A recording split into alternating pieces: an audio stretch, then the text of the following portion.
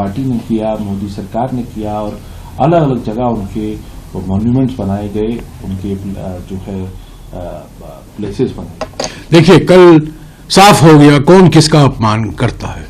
कल गृह मंत्री ने डॉक्टर बाबा साहब अम्बेडकर का घोर अपमान किया। उन्होंने क्या कहा, आप लोग अम्बेडकर अम्बेडकर अम्बेडकर जपते हो, बेहतर होता कि आप भगवान का नाम लेते। ये डॉक्टर अम्बेडकर का अपमान नहीं है तो और क्या है।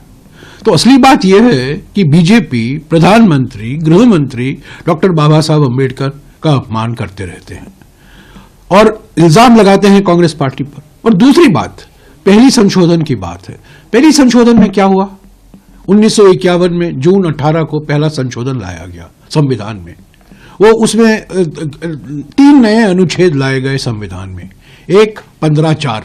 15(4) क्या कहता है, क्योंकि सुप्रीम कोर्ट ने आरक्षण को खारिज कर दिया था, रद्द कर दिया था, 15(4) को लाना पड़ा। यानी कि अनुसूचित जाति, अनुसूचित जनजाति और ओबीसी वर्गों के लिए शिक्षा के स्थानों में आरक्षण का प्रावधान मिले। यह 15(4) कहता है, पहले संशोधन।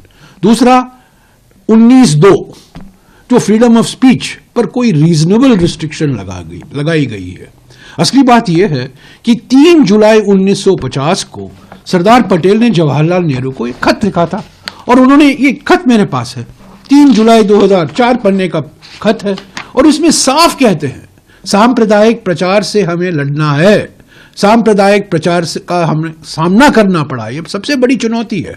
और उन्होंने श्यामा प्रसाद मुखर्जी का नाम भी लिया है और वो कहते हैं कि my own feeling is that very soon we will have to sit down and consider constitutional amendments. 3 जुलाई 1950 सरदार पटेल जवाहरलाल नेहरू जी को लिखते हैं कि संविधान का संशोधन होना जरूरी है क्योंकि सांप्रदायिक प्रचार भयंकर तरीके से फैलाया जा रहा है। तो 19(2) उससे करता है और ये सिलेक्ट कमेटी को गया। सिलेक्ट कमेटी में नेहरू, राजा गोपालाचारी, श्यामा प्रसाद मुखर्जी, बाबा साहब अम्बेडकर, और बाबा साहब अम्बेडकर ने खुद इसकी वकालत की कॉन्स्टिट्यूएंट असेंबली में। और तीसरा 31(b) वो क्या कहता है, सुप्रीम कोर्ट ने जमींदारी जो रद्द कर दी थी, जमींदारी को जो हटाया गया था, सारे अधिनियम को उन्होंने रद्द कर दिया था, उन्होंने नकारा। और इससे निपटने के लिए संविधान में संशोधन करना पड़ा 31(b). तो ये 3 अनुच्छेद हैं, 15(4), 19(2) और 31(b). ये पहले संशोधन से आया, ये किसी के मनमर्जी से नहीं आया, ये सामाजिक क्रांति बढ़ाने के लिए आया, किसानों के हक को संरक्षित करने के लिए आया, अनुसूचित जाति, अनुसूचित जनजाति और ओबीसी वर्गों के लिए आरक्षण बरकरार रखने के लिए लाया गया। इस पर तो प्रधानमंत्री और गृह मंत्री चुप है। वो गलती से भी ये 2 लोग सच नहीं बोल सकते, बार बार झूठ बोल रहे, झूठ की गंगा बहा रहे थे। एक प्रधानमंत्री ने तो लोकसभा में बहाया और गृह मंत्री ने राज्यसभा में बहाया। सर, लेकिन जिस तरीके से उन्होंने कांग्रेस, इनके लिए झूठ सर्वोपरि है। सत्यमेव जयते तो हमारा राष्ट्रीय मोटो है, मुंडक्य उपनिषद से आता है, सत्यमेव जयते, पर इनका विश्वास है असत्यमेव जयते। सर, लेकिन जिस तरीके से कांग्रेस पार्टी को आड़े हाथों लिया, कांग्रेस को टारगेट किया, हाँ बिल्कुल, उसको किस तरीके, कल तो चुनावी भाषण था उनका, बस सीधा निशाना यही था, कांग्रेस पार्टी था।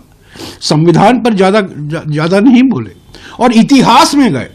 अरे आज क्या कर रहे हैं, बेरोजगारी, महंगाई, बढ़ती हुई आर्थिक विषमताएं, सामाजिक ध्रुवीकरण, संवैधानिक पदों का जो अपमान हो रहा है, उनकी स्वतंत्रता को खत्म किया जा रहा है। आज की हकीकत की बात उन्होंने नहीं की। 1950 में क्या हुआ, 1960 में क्या हुआ, 1975 में क्या हुआ, इमरजेंसी में क्या हुआ, वो तो घोषित इमरजेंसी था, वो तो संविधान के प्रावधानों के तहत इमरजेंसी लगाया गया।